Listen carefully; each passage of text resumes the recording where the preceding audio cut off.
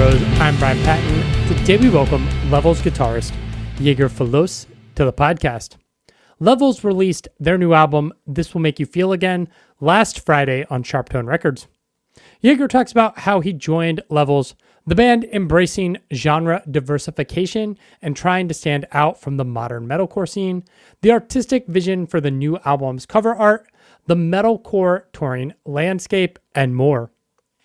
Thanks so much for checking out this episode of As the Story Grows. If you're brand new to the podcast, welcome. You can find links in our show notes or at asthestorygrows.com for our mailing list, our Discord server, and our Patreon page. Patreon members at the $3 a month level get the After Dark podcast, which got a new episode last week, and the brand new Casual Metal podcast, which also got its debut episode last week. So check that out. Enjoy today's conversation with Jager from Levels.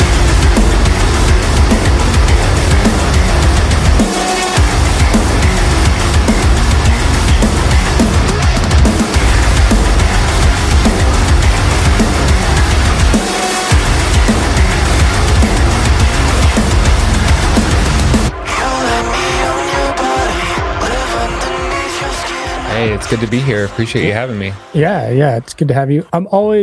It's always fun when like bands come back, but I get to talk to a different member who might have a different perspective. Yeah. So that's always good. Are you originally from Arkansas? Yes. Yep. Yeah. Born and raised. Nice. Where in Arkansas? Born in Hot Springs. I live in Little Rock right now. Okay. Nice. I mean, I guess is it nice? You stayed. No. So. It is what it is. It's affordable, but close to family. You know, it's no real reason to move here. But right. Yeah. I mean, I find that like if you're in a band and you tour, like it's nice to have something rooted in home, even if it's not like 100% great, right? Like it's just like 100%. Yeah. Traveling all the time, and that's the familiarity that like yes. grounds you. 100%. Yeah. What was growing up like? Man, dude, it's one of those things where like it was so fun in Hot Springs, and then like I go back now visiting my parents, and I'm just like, this place sucks. Like that town is just, there's like a racetrack, and it's just absorbing the life from the town into it. It's real sad. It's real sad to see. Wow.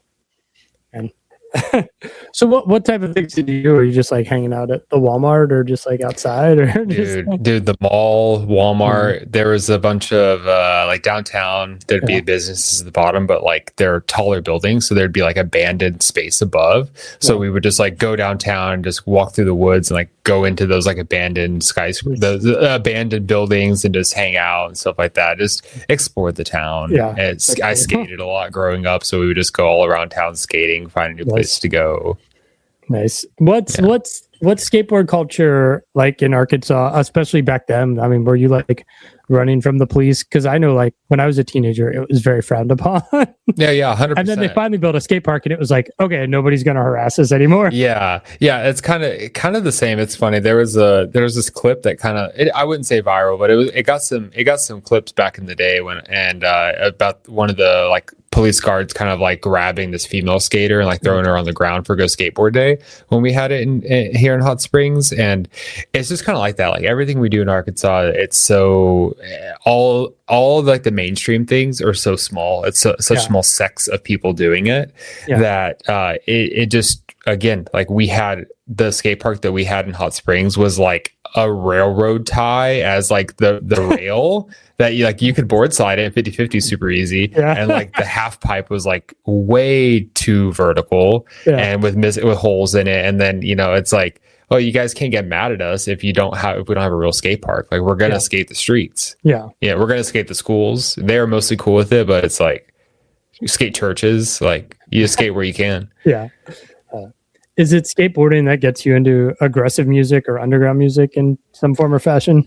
I think back then they kind of go hand in hand. Like if you see those videos nowadays that pop up on social media, it's like someone skateboarding, there's a Mountain Dew bottle ripping open, there's video game PS1, like it's kind of like that was part of the culture.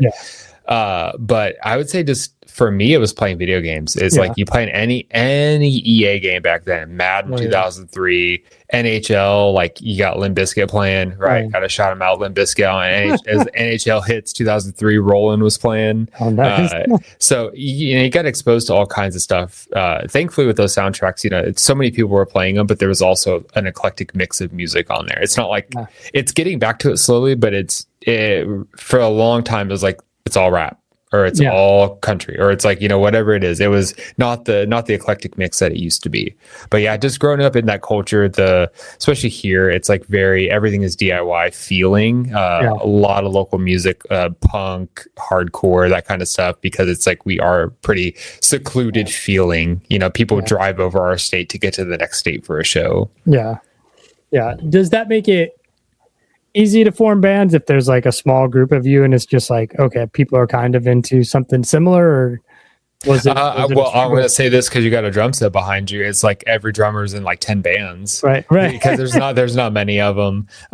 It's very easy you smell out who's going to be in the band. It's especially like, me coming up as like junior high and high school. It's like, okay, your high school has like one or two people in bands, and then people in another high school that are in bands, and then you start sharing drummers and musicians, and then like, as you get older, you start weeding people out of like who's serious about it and not.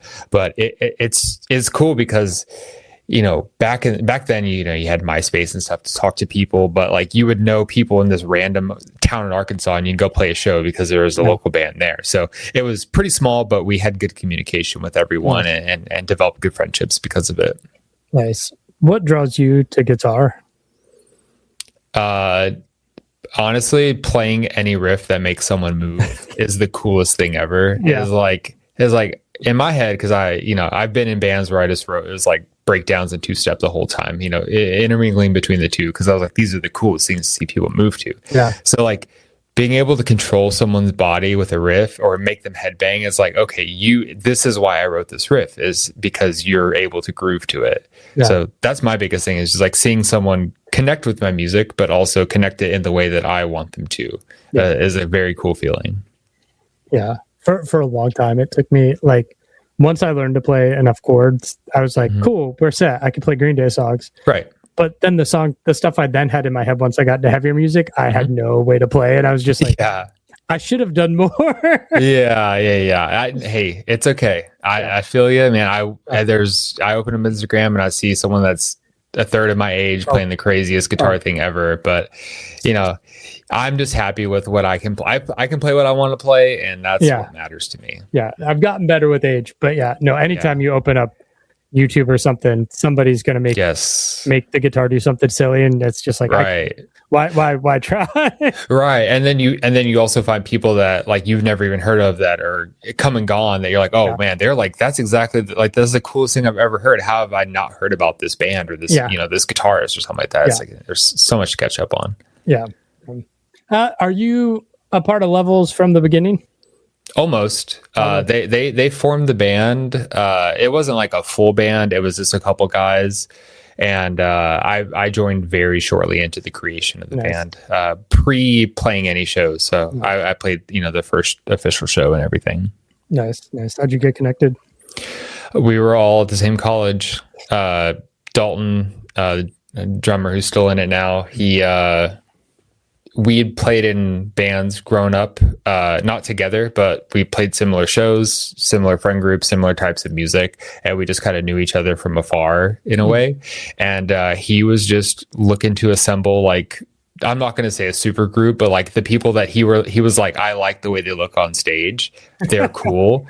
And like, I want to find these people and assemble a band. So we just happened to run into each other in the College of Business at the University of Central Arkansas. And he's like, hey, I have this band. Do you want to join? I was like, yes. I don't remember talking to you before, but yeah, let's do it. Nice. So he just happened to see me in the hallway of the COB, and here I am still doing it like almost 10 years later. You've been tired at the house, you've been working, head down, but it's time to make it worth it. Like a burn left on in the kitchen, you were done, you were tired of the fear. No one taught me how to treat you. let's take a big jump in time to come to now. Sure. The band's bio says cyber industrial metal boy band from Arkansas. Yes. That 100%. feels like a new way to describe the band. Where did that kind of description come from?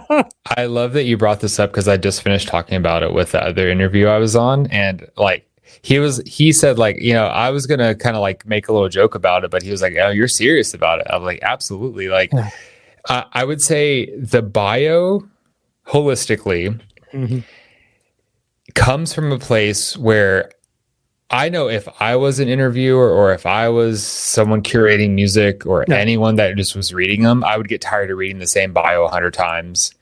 And I was like, we're not that band. We're not a band to be like, we write heavy music that comes from the heart. We're for fans of August Burns Red. It's like all these other bands that say the same shit. It's a spoilerplate interview. Like, we are real. We very intentionally do everything that we do. It's written an intentional way. There's a huge problem, I think, that's plaguing metal right now, that you could exclude mass bands from this, even though there's other mass bands that have come before them to do the same thing.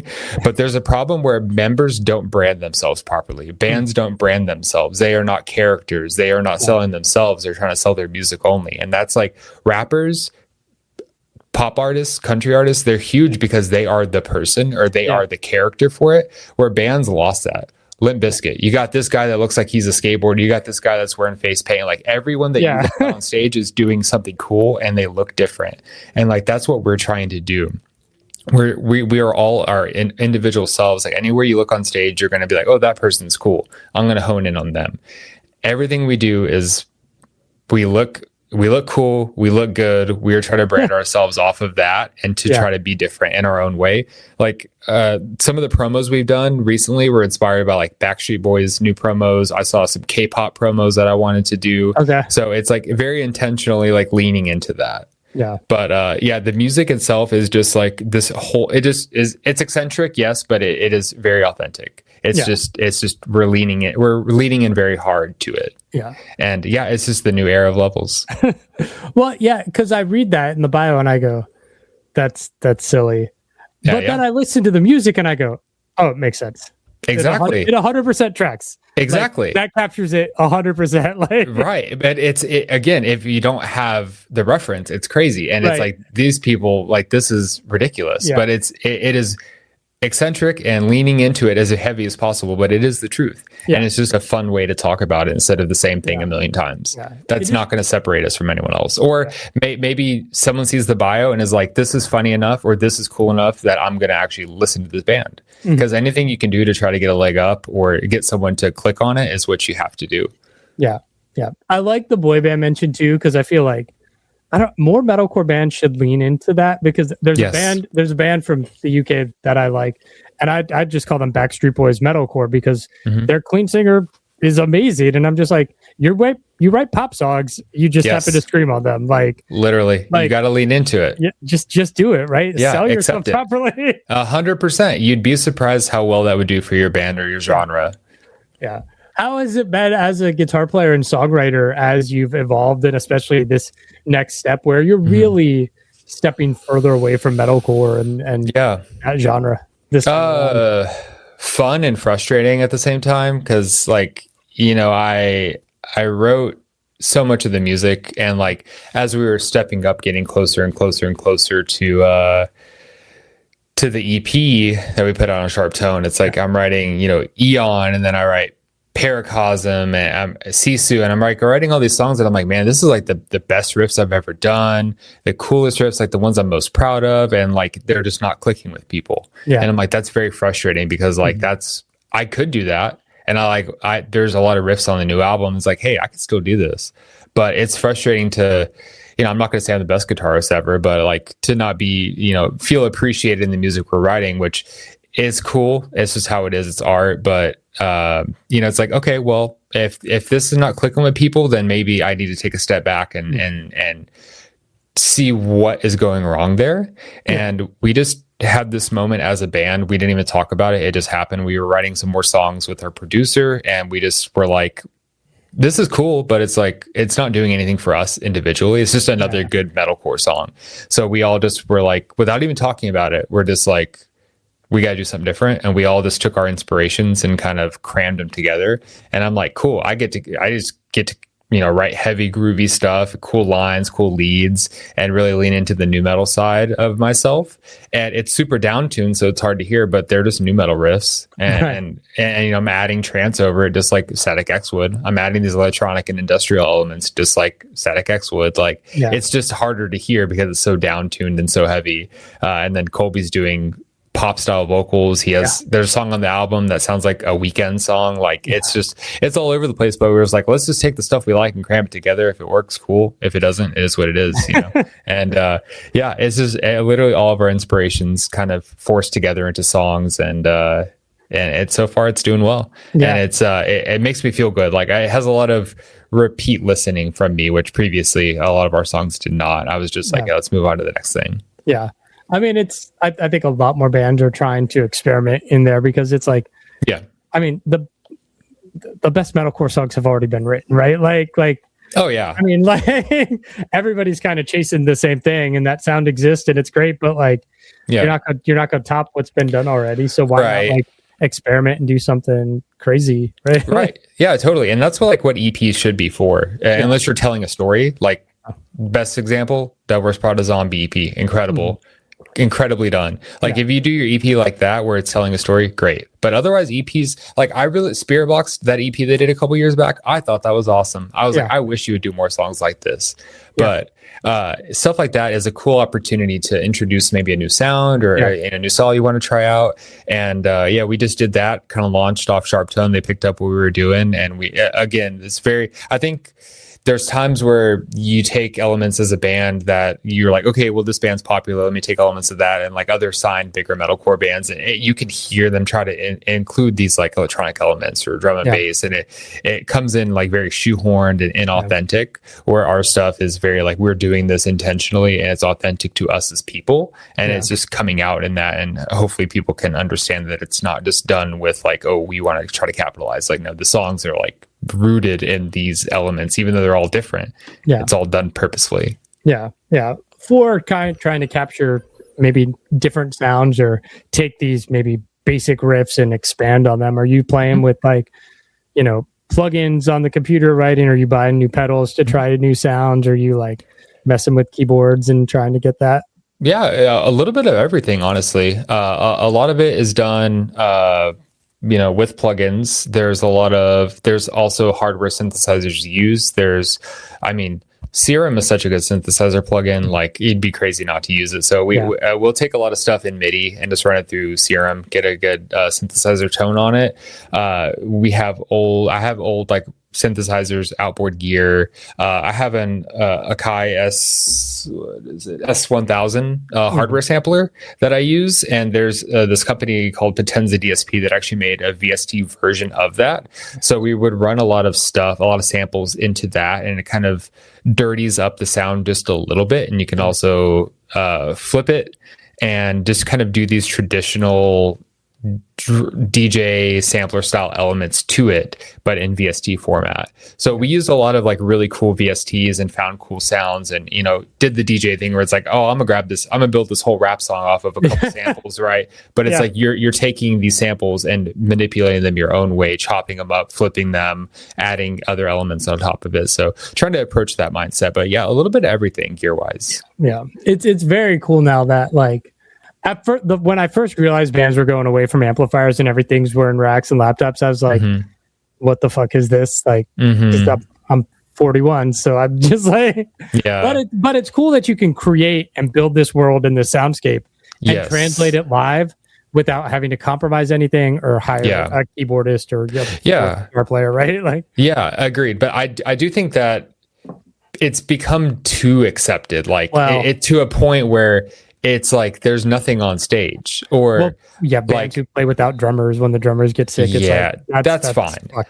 But like, you can have some more stuff on stage. And I actually just had this conversation earlier where, like, for us, we played a show last year, and like there was 3 local bands in the bill, and we were the headliner, and we all had the same setup. Everyone had a rack case with IEMs. I'm like, this ain't right. Like we gotta do something different, because we all have the same gear. So we're going to be bringing back a lot of stuff, having a lot more things on stage, props. Like I think that there's a lot of opportunities where bands are standing there, and there's maybe like a backtracked synthesizer line that sounds very simple, or there's a couple hits that someone could do on an electronic sample pad or something, where having that, being able to interface with an object on stage, the crowd will also pick up on that. And like, you could totally do that instead of standing there and waiting for the song to start. So we're going to try to incorporate a lot more stuff, given we have enough changeover in between sets to, pull that gear off. But I think that there's a lot of things that you can do, but you have to be very mindful about your time on stage and getting the next band on.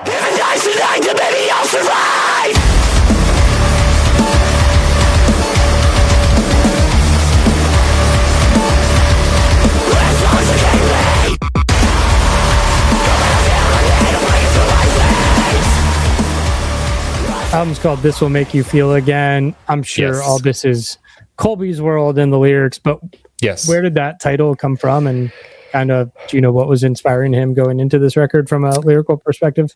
So the album content, I'll start with the lyrical content. It's just personal journey. A lot of stuff was written, it was written over the span of like a year or two at this point, of just kind of, hey, we have enough money to go to the studio now. Let's book time. Okay, let's wait. We have more money now to do that. So we just kept kind of piecemealing it out. So it's like one long continued just personal journey. Not necessarily everything is 100% true to what happened to Colby, but there's just a lot of stuff that people should be able to identify with. Different personal journeys, not a specific event. So just relatable stuff. If you read the lyrics, you could probably apply it to yourself in one or more facets. But just one day he was like, we were talking about album names, and he had This Will Make You Feel Again on. I was like, that's it. Like, and we just have this like ethos. I think a lot of it is because we're like, hey, we think that we're writing pretty cool stuff, and we're always punching above our weight class. We're always trying to get people to listen to us, people to look at us. We have a lot of opinions about what's happening in metalcore right now, as you can probably pick up on. I've already said a couple things. And the album title is literally like just a middle finger to what's happening right now, and it's like everything sounds the same. You're going to listen to this and you're going to feel something, like whether or not that's my perspective on it. Colby's maybe This Will Make You Feel Again is like, hey, I have this heartfelt message in here that you want to listen to. But us as a band, it's just like, you guys, we got to write some stuff that doesn't all sound the same.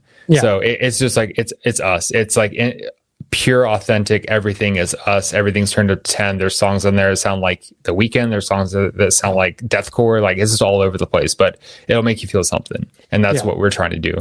Because everything in this world is people doom scrolling and being sensitized 24/7. That it's just we gotta get some feeling back. So whether you like it or not, it's gonna make you feel some type of way. Yeah. I mean, like that, the middle of the record, Fragile and To Feel, is so.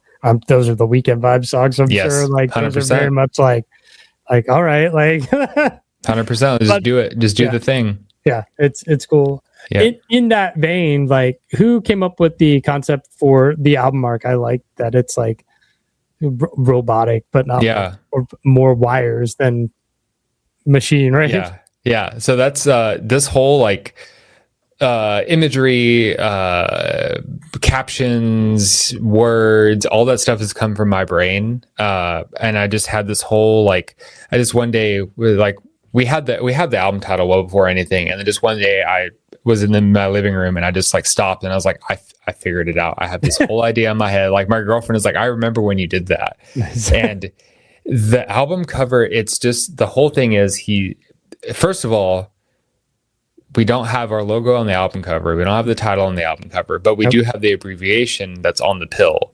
So the whole thing is like, this person, this soul is just stuck. If you think of the Matrix, they are stuck in this world where they're just going through life. Everything is the same. Everyone's acting the same. And they're being given this pill, which is the album in pill format. And that's going to shed them of their old self that's repressed their feelings and everything. And they're going to be allowed to disregard everything and they don't care anymore, and they're just going to experience life and feel, and all that's going to drape off of them. So that's the whole idea of it. Is this pill will make you feel again. It will get the repression off of you. And it's just a person that exemplifies that, with the pill being handed to them. I had to zoom in to see the little logo on exactly. the pill. But I was like, again, is it there? It's there. Yeah. We're trying to do something a little different, whether or not it's good or not. At a glance, you may not, know who the band is, but it's just artistically what we chose. Yeah. Yeah. I mean, do you have thoughts on, like, you've created this album and this world and this visual aesthetic, and, what do we talk about? 90% of the people who listen to this are going to do it in some digital format online. Not ever look at that. I'm sure you have feelings and thoughts on that. Yeah, I mean, I personally, I don't care. Like, okay. I hope that because, and I say that because we are, as a band, are happy with it. So that's just with the music as well. If no one likes it, we're happy with it. Like, we just hope that people also like it. And our whole thing is, like, we are trying to build this very DIY fan base. Everyone is they're slowly starting to pick up on it. We've created a website that is our world inside of the website that you can poke around and stuff. And, it's just one of those things where, like, I just hope people care enough or are interested enough to go and find it. And even telling people to look at it. But a lot of the time it's crazy because, like, back in the day, you had to, like, flip through the actual physical album to see who was in the band, who recorded it, what the lyrics were. Like, a lot of that stuff you had to do physically, and we don't have that anymore. Yeah. I do think physical media is coming back because ads are so bad and everything now that people just want stuff without ads hitting their face all the time. So I hope that's going to play a part in it. But really, I just hope it compels them enough to actually look at it. Yeah. It's funny. I talked to a band, I don't know, probably a month ago, and I was like, I haven't seen anything from you guys in a while. Like, it's like you disappeared. And I was like, well, I'm not on social media, so they probably have been posting a lot. But I'm like, that's how it was when I was a teenager. I'd buy an album, wait for flyers for the band to come to town, and that was all I had. Right? Yeah, right. But you were lucky. So used to, like, knowing every fucking thing about people. Like, or there was a street team that put up posters, and like, where did these posters come from? Stuff like that. Yeah. And you just it'll always find a way. I think just music and things that are meant to be will always find their way to the people that need it, or it's meant to find you at a certain time. Yeah. Album's out April 10th. I don't see any tour dates on the band's website. What's the plan for after this album's out? That is a great question. Another thing that was brought up in the last one that I try not to put my tinfoil hat on too often, but we want to play. It's going to more than likely at this point be our own headliner, which is totally fine. We have people that want to see us, and we want to get out and play for people. Don't have a lot of offers out there, and that's a whole other conversation we can get into that I'm very, very frustrated with. Yeah. And it's just unfortunately the state of how things are right now. There's a lot of bands, not as many opportunities. So you just got to be thankful for what you can get. But really, we're just playing the music we want, trying to get out. And we just care about what we're doing. We're just keeping our head down, and just, if some band is out there and like, oh, I really like what they're doing, they can reach out to us. Other than that, we're just going to keep on playing our shows and headline and keep building our fan base. But hopefully we'll be able to get on the road sooner rather than later. Yeah. It is frustrating to look at various venue sites and see the same tour packages and same bands recycled all the time, and the same opening bands for a lot of the same tours. It's and that's all genres. That's just not metalcore. I do have a vested interest in it being metalcore and it being a problem. Of course, you could say, oh, he's just a hater because he's at a band and he's not getting opportunities. But, like, how is it going to grow the genre if the same bands are on the same tour? It's not. It's going to kill the genre, and that's something I am concerned about. But, again, we're just making the music we want to make, and if it reaches the right people, cool. Otherwise, we're just going to keep on playing our shows. But it's the state of metalcore is weird right now.